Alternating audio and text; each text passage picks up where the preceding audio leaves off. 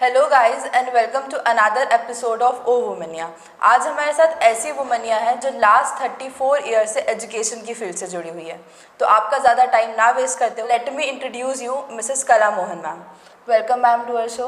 Thank you ma'am, सबसे पहले I want to know कि आपकी जर्नी कैसे स्टार्ट हुई, लाइक फ्रॉम बिगिनिंग। ओके। उम्र तो समझ में आई गई होगी कि 34 साल से अगर शिक्षा के क्षेत्र में हैं तो 20 साल की उम्र में फॉर्मल एजुकेशन यानी शिक्षक के रूप में मैंने अपना काम शुरू किया।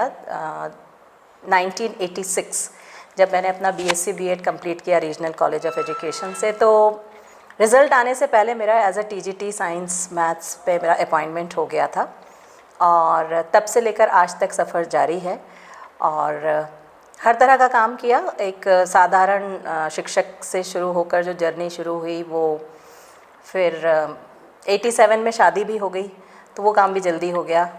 तो उसके बाद 1990 में एक कहना चाहिए टर्निंग पॉइंट आया जब मैं भूटान गई। मैं रॉयल गवर्नमेंट ऑफ भूटान के साथ काम कर चुकी हूँ और टीजीटी से शुरू किया था, लेकिन भूटान जाके मैंने प्राइमरी एजुकेशन में भी काम किया। तो जो जर्नी जो तुम पूछ रही हो बहुत खूबसूरत जर्नी है क्योंकि हर तरह का काम किया। जैसे सब लोग कहते हैं ना कि टीजीटी बन गए हैं तो अब हम छोटा काम यानी पीआरटी नहीं बनेंगे, ने 8 9 10 तक पढ़ा दिया तो अब हम प्राइमरी क्लास में नहीं जाएंगे। तो मेरी जर्नी में मैं ये थोड़ा सा बताना भी चाहूँगी कि कोई काम छोटा नहीं होता है जब आपको मज़ा आ रहा होता है। तो ये एक शुरुआत है और आगे आगे हम धीरे धीरे बढ़ेंगे और तुम्हारे सवाल भी लेते चलेंगे। भूटान में भी एक कहना चाहिए कि मेरी जो पोस्टिंग थी वो दक्षिण भूटान में हुई थी और उस वक्त नेपाल भूटान के बहुत इश्यूज़ चल रहे थे। तो घर में सब ने कहा कि नहीं, हम आपको भूटान नहीं जाने देंगे और उस जगह पर तो कतई नहीं जाने देंगे जहाँ पर इतने अनरेस्ट चल रही है।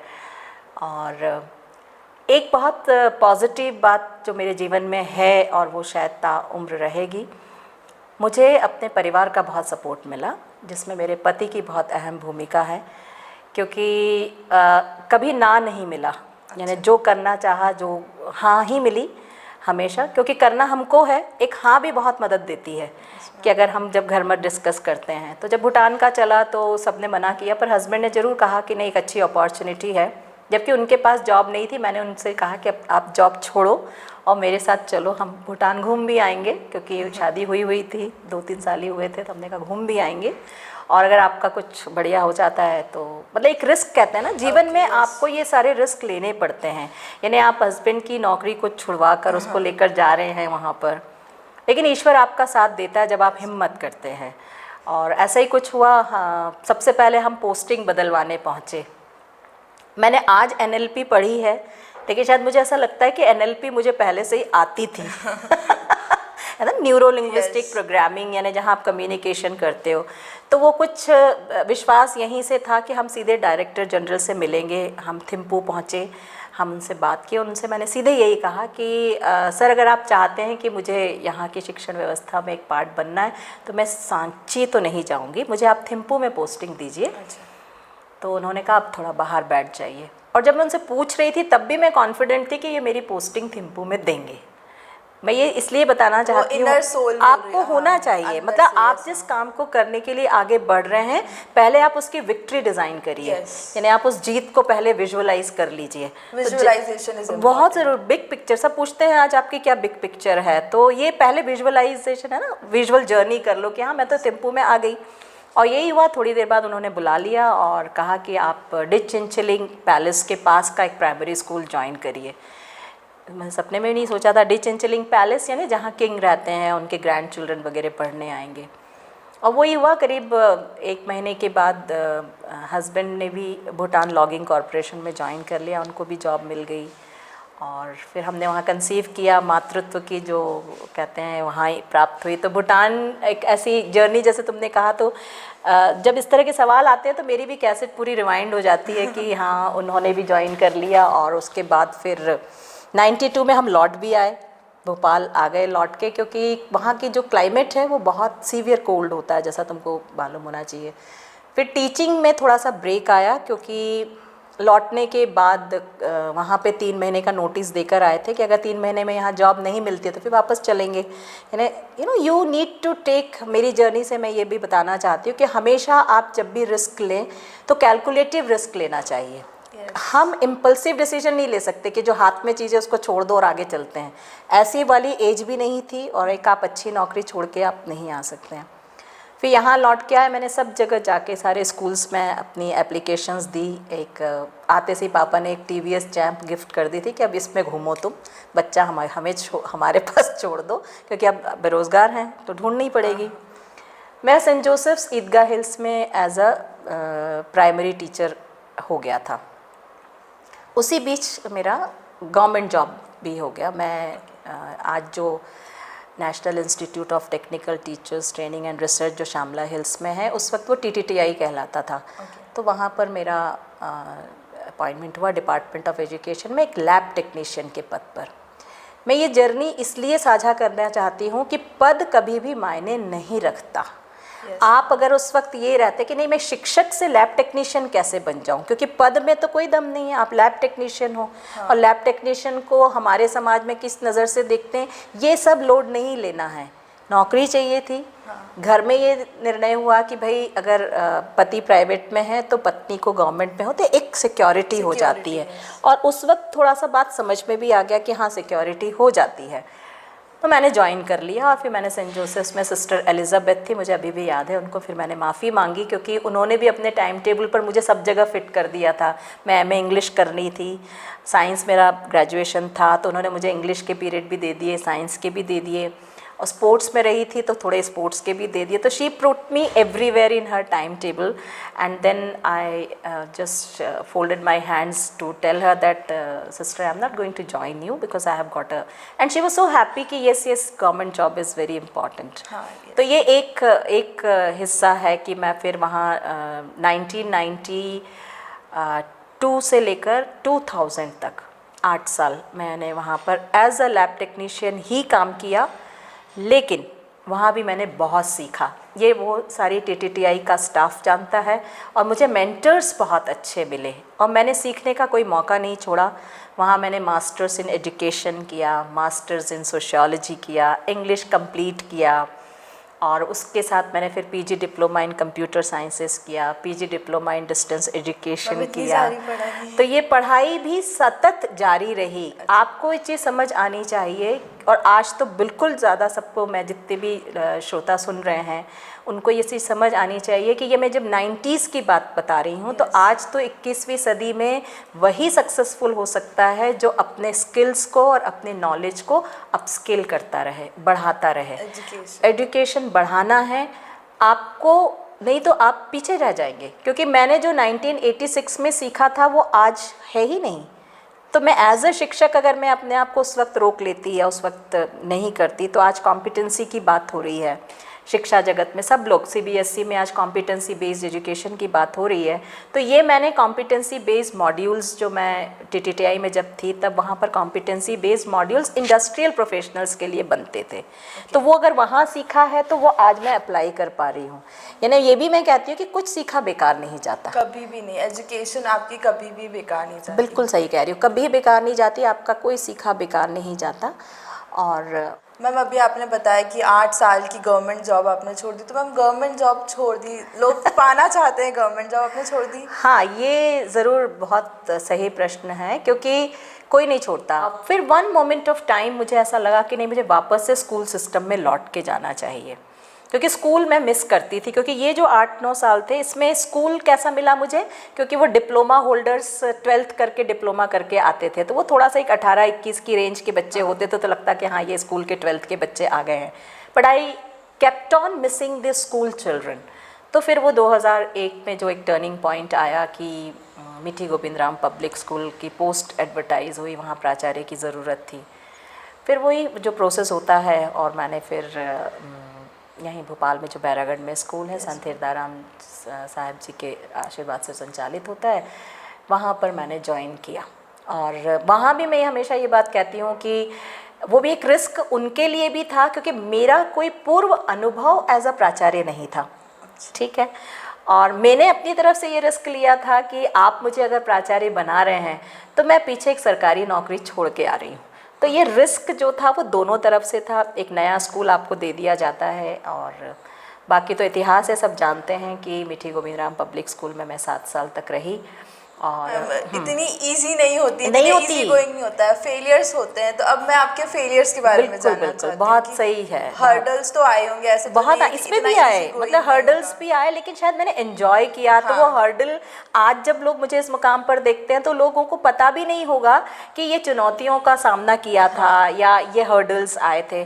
सबसे पहला हर्डल जो मेरे जीवन का था वो क्लास 11th में, क्योंकि उस वक्त क्या था, क्लास 8 के सब्जेक्ट्स के जो मार्क्स होते थे उसके बेसिस पे आपको 9th में सब्जेक्ट लेना पड़ता था। मेरा सब्जेक्ट सिलेक्शन ही गलत हुआ क्योंकि वो मैंने नहीं लिया था, माता पिता लेते थे।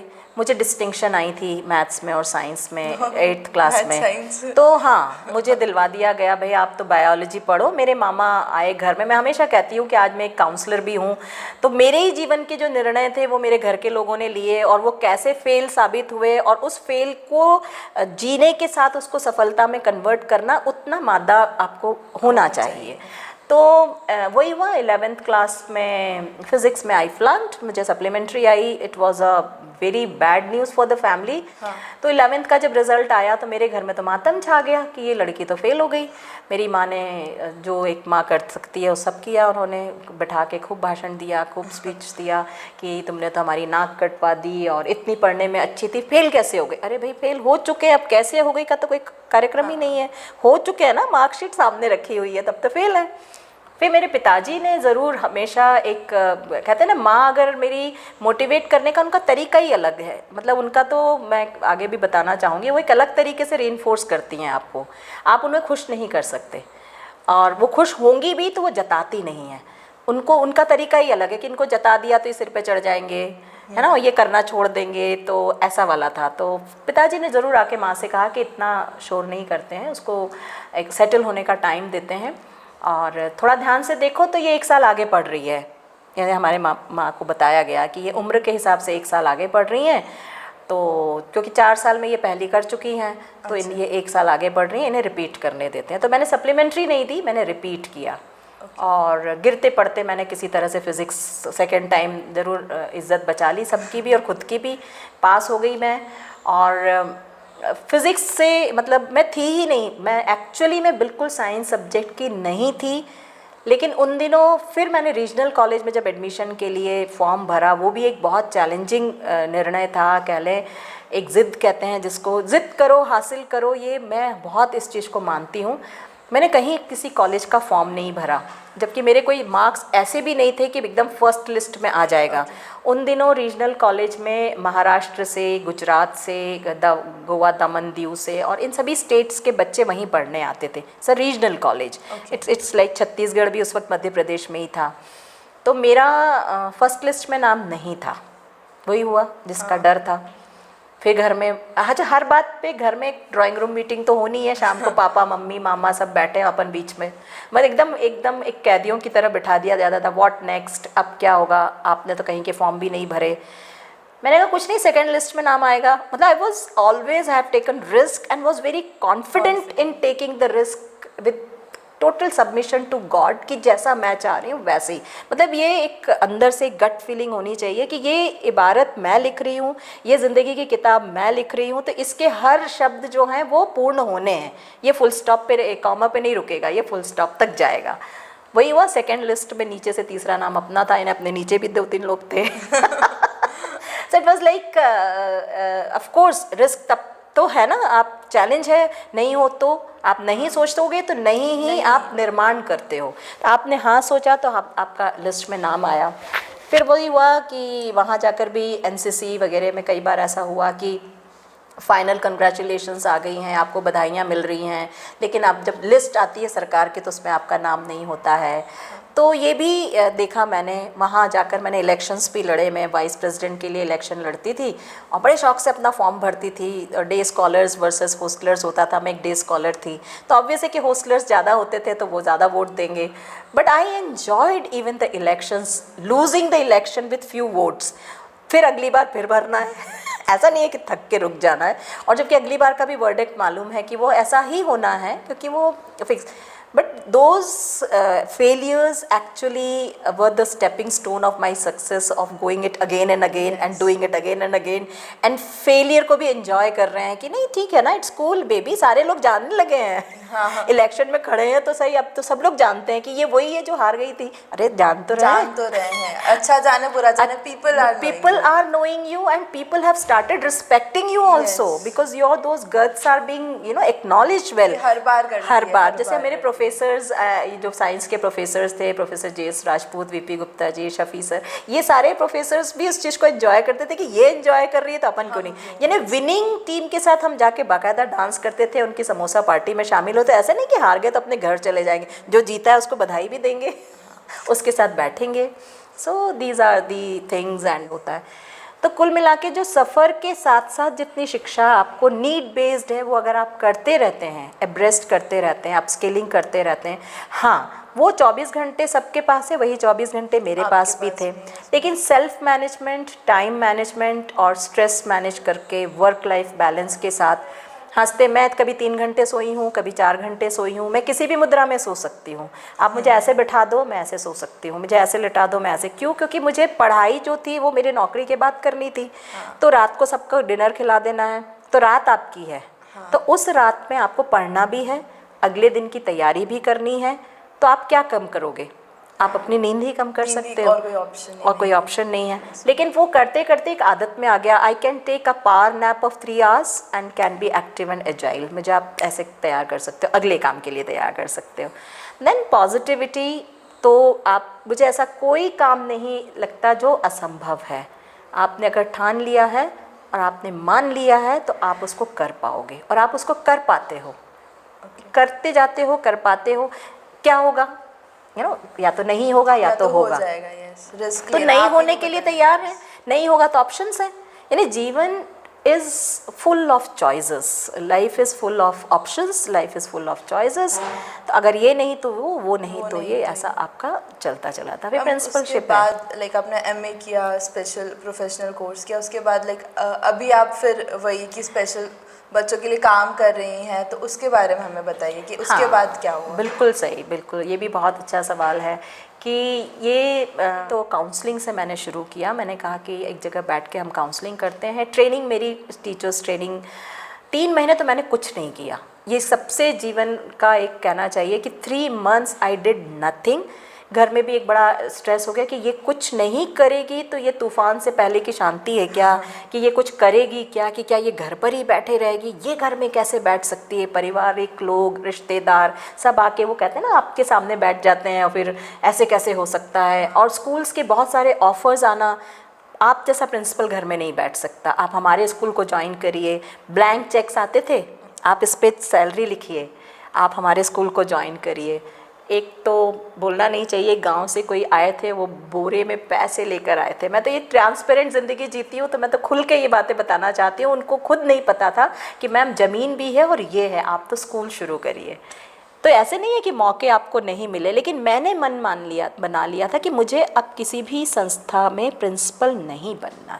और मैं कई चीज़ें शायद ज़िद्दी भी हूँ, या मुझे खुद का कई बार एनालिसिस नहीं समझ में आता, लेकिन अगर मैंने सोच लिया है कि नहीं करना है तो फिर वो नहीं करना है, कुछ नया करना है. अच्छा, कुछ नया करने का भी एक ज़िद्द है कह लो, या कुछ नए की तलाश है हमेशा. कुछ नई चीज़ें होनी चाहिए जीवन में, एक रफ्तार होनी चाहिए. ये कुछ चीज़ें तो इनबिल्ट है, रफ्तार होना चाहिए, नया होना चाहिए. अब किसी को जी हुजूरी नहीं करनी है, अब किसी को सलाम नहीं करना, अब कुछ अपना होना चाहिए. तो ये वो 2013 में एक इंसाइट मिली कि नहीं, अब कुछ अपना होना चाहिए. तो फिर वो निदान के रूप में उसका जन्म हुआ. ऑफिस लिया गया, काउंसलिंग शुरू की. काउंसलिंग से चीज़ें शुरू होती चली गई. 1 साल क्योंकि वो PGDCS किया हुआ था, रेमेडियल प्रोग्राम चलाया, क्योंकि स्कूल से बच्चे आते थे कि मैम, पेरेंट्स आते थे कि बच्चे पढ़ नहीं रहे हैं, स्लो लर्नर बोल दिया जाता है, या कई सारी चीज़ें हुई. तो एक समर वेकेशन 2016 का कुछ ऐसा हुआ जिसमें मैंने एक रेमेडियल प्रोग्राम चलाया अपनी टीम के साथ. उसमें से 2 बच्चे मेन स्ट्रीम स्कूल में नहीं गए. उन्होंने जुलाई में कह दिया कि हमें निदान में ही पढ़ना है. जबकि निदान ने सोचा कि गर्मी में पढ़ा दिया है, समर कैंप चला समर दिया कैंप। है, अब अपने अपने घर अपने अपने स्कूल जाओ, अपना नॉर्मल स्ट्रीम में पढ़ाई करो। They have not gone back to their normal school, वो यहाँ अभी भी हैं, एनरोल्ड हैं, वो यहीं से पढ़ेंगे, यहीं से सब करेंगे। और वो मैं हमेशा कहती हूँ कि इस निदान की जो इस स्वरूप में लाने के पीछे कला मोहन का या कला मोहन के परिवार का कोई कंट्रीब्यूशन नहीं है, उन बच्चों का योगदान है जिन्होंने इस संस्था को आज इस मुकाम तक पहुँचाया। वो आए, फिर वो 4 बच्चे लाए, फिर 6 बच्चे आए, फिर कोई एक बच्ची टो वॉक करते हुए आ गई, तो मैंने कहा अरे ये तो ऑटिस्टिक बच्ची है, तो फिर स्पेशल एजुकेटर ऑटिज़म का आया, फिर देखा नहीं इनको तो ऑक्यूपेशनल थेरेपी चाहिए, तो ऑक्यूपेशनल थेरेपिस्ट आया, फिर लगा फिजियोथेरेपिस्ट आया। ऐसे करते करते आज जो निदान है ये एक अपने 22 लोगों की टीम के साथ बैठी है, जिसमें 3 फिजियोथेरेपिस्ट हैं, ऑक्यूपेशनल थेरेपिस्ट हैं, स्पेशल एजुकेटर्स और ऑटिज़म के हमारे पास 4-5 हैं, स्पेशल एजुकेशन वाले जो इंटेलेक्चुअल डिसेबिलिटी वाले हैं। तो it's a big team now. At a very great journey, इतनी बड़ी और इतनी अच्छी जर्नी। तो मैं कुछ गोल्डन रूल्स या जो कुछ गोल्डन बातें जानना चाहती हूँ कि इंसान सक्सेसफुल तो हो जाता है पर वो सेटिस्फाई नहीं हो पाता है अपनी लाइफ से, और आप सेटिस्फाइड हैं, तो ऐसी कुछ गोल्डन रूल्स हमें बताइए जिससे इंसान सेटिस्फाई हो जाए अपनी लाइफ में। 3 things are there. One is live in present, now and here. Second is sincere gratitude for everyone, right from plants to the production. And the third thing is belief in self. Okay, Whatever you are, accept the way you are, and just lead the journey, write it properly, script it properly. Ma'am thank you so much आपका इतना precious time देने के लिए और हमें life के एक अलग प्रोस्पेक्टिव से दिखाने के लिए। लाइफ इस तरीके से भी देखी जा सकती है और फेलियर्स को आप एंजॉय भी कर सकते बिल्कुल हैं। बिल्कुल कर सकते हैं। तो thank you ma'am. So I'm happy to be part of O Womania, the channel of Kajal, and I would like to request you all to like this video and share it with everyone, and don't forget to subscribe the channel O Womania.